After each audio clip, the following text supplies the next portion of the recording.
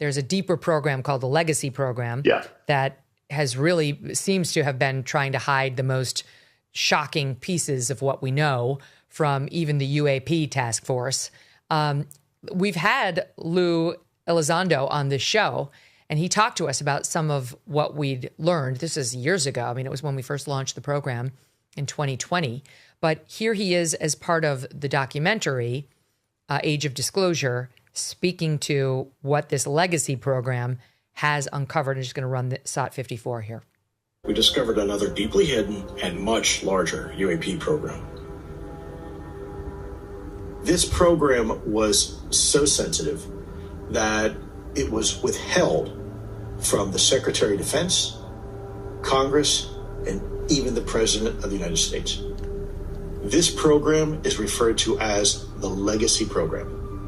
This program had been capturing, retrieving, and reverse engineering UAPs since at least 1947. On numerous occasions, these retrievals included the bodies of non-humans, some sort of intelligent being that is not human.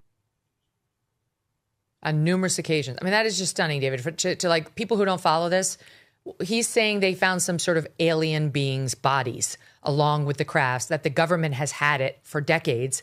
It's happened multiple times, and that they're all, the whole theory of the entire movie with all of these storied experts, these are not crackpots. I mean, if they're crackpots, boy, they found dozens of them who have been at the highest levels of our government over generations, who are all saying, yes, this has happened. And the reason that they keep it secret from everyone, including, they point out in the piece, our own presidents over time, is what? Well, it depends on the time epoch in which administration. Certainly, there were former secretaries of defense and presidents that were briefed on this matter. It depended on their level of trust that the deep state, if you will, the lifers in the governments had with those said individuals. And unfortunately, this subject has been a victim of a lot of, I'll call it domestic information operations, something I discussed initially publicly in 2023. And there's certainly been this Game of Thrones activity with multiple factions of the deep state in a bipartisan manner. The Republicans and the Democrats are both guilty. And even in a recent previous administration, in the Obama administration, there was certainly actions taken strategically to help a particular presidential candidate, possibly if this subject were to become normalized and they got elected president. So there's been a lot of gamesmanship and a lot of, I'll call it house of cards type activities in the past. But it is true that a lot of people have been withheld. I found it deeply disgusting and shocking that even I was not fully accessed into these activities, and I did have a congressionally mandated need to know. I investigated this on behalf of the first Trump administration and some of Trump's cabinet members, and Senator Rubio when he was senator, now Secretary Rubio, and providing my findings up the chain.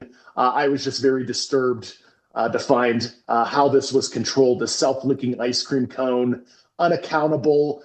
Everybody owns a piece. Nobody owns the outcome, and there's not really a mob boss. The closest person we got that I was aware of was, unfortunately, now deceased Vice President Dick Cheney, Darth Vader himself. Not shocking that he was involved in this. And essentially, when he left in 2009, that was the last time that these activities really had central leadership.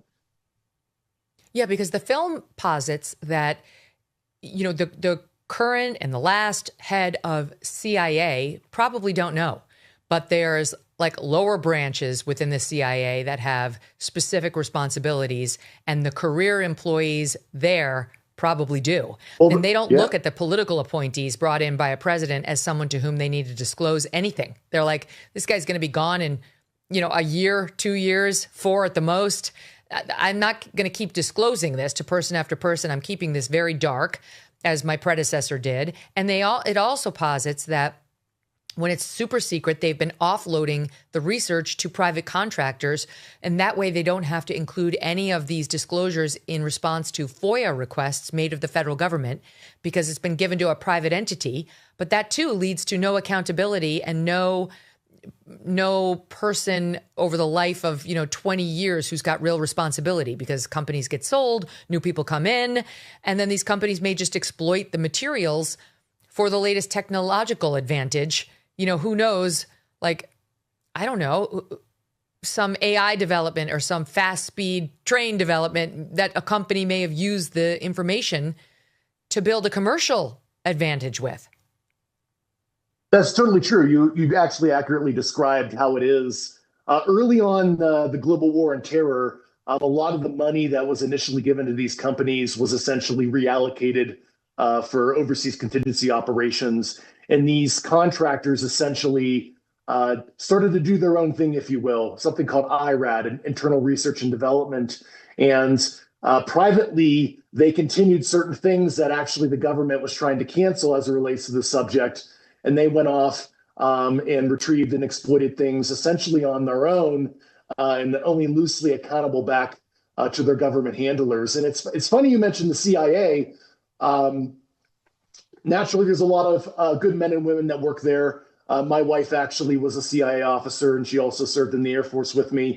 But Chairwoman Luna and the task force and the committee staff, certainly I assisted in my other professional capacity, helping Representative Burleson's office, did send legal interrogatives to several agencies and private companies. CIA was one of them. And curiously enough, CIA provided what I considered an extremely disrespectful response. They declined to answer our interrogatives on this matter, which is their participation in crash retrieval operations, and just referred us to the Pentagon's Aero Office, which has a nebulous and concerning history in itself. And I just find it very interesting that CIA did that. Now, I'm not saying John Ratcliffe or Michael Ellis, who's the acting general counsel and deputy director, had a hand in that response, but they certainly are the leaders of their organization. John Ratcliffe has spoke positively on this issue previously, and I would hope that John Ratcliffe was placed there by DNI Gabbard and the president to enact some reforms on the CIA. And unfortunately, the CIA has a lot of skeletons in its closets. Other things I know about that I can't talk about that are conventional national security issues. But the crash retrieval issue, unfortunately, is certainly one of them. And they've done a lot of concerning things. What's being alleged by you and many others is that they have literal skeletons in their closet or whatever. They do. Whatever's inside an alien being.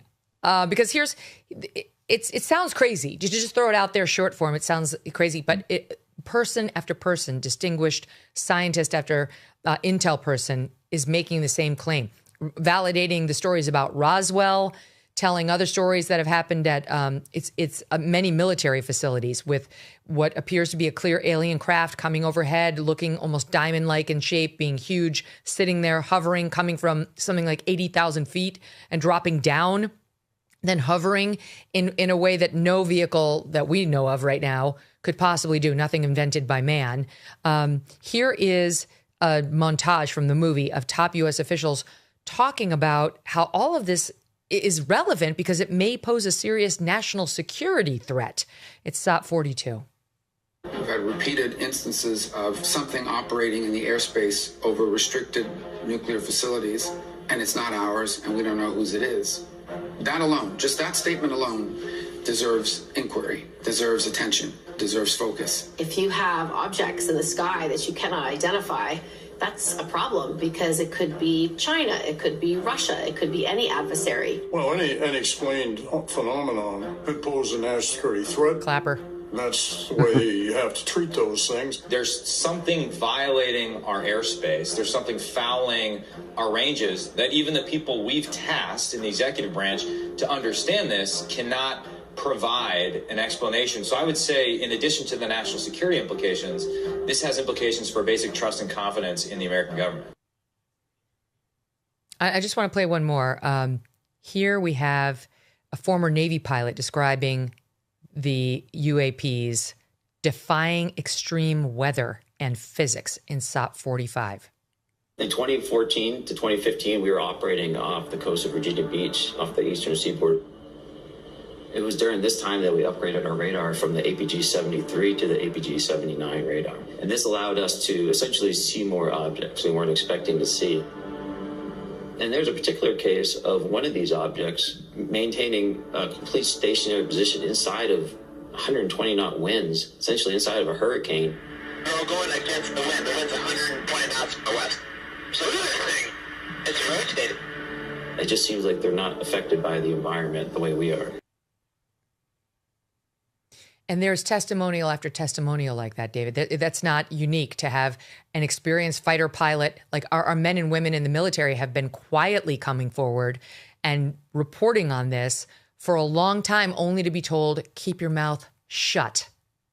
No, that's true. And I have Air Force pilot friends of mine that have seen astounding things while on duty, to include a glowing triangular craft, hovering above other aircraft cruising at 50,000 feet. And I did want to point out General Clapper, the former DNI, in the documentary. Mm-hmm. I certainly applaud him for at least speaking out in general. He goes on, I believe, I've only seen clips of Age of Disclosure, not the whole thing, where there was a program when he was the Director of National Intelligence where they were tracking these vehicles over Area 51, of course, the famed classified test location. And I'm a little bit disappointed as a fellow Air Force officer, and certainly General Clapper rose to the ranks as 3-star general. That's all he said in the documentary, that was a program he was aware of. In fact, without being inappropriate, I will say that General Clapper was well aware of the crash retrieval issue, managed the crash retrieval issue, and when he was the DNI, USDI, and DIA director, he placed people in critical roles to manage this issue, both publicly and I'll just say non-publicly as well. And I'll allow the audience distill what I'm saying at the risk of being inappropriate or going too far with my discussion. So General Clapper, Stephanie O'Sullivan, other folks in the IC that are well aware of this issue, that were in rooms discussing this issue, I ask you to be greater leaders on this. I should not be the only former military officer and intelligence official that is being completely candid with the information that they were exposed to. So perhaps and once again, James Clapper understates what he knows and what he's done.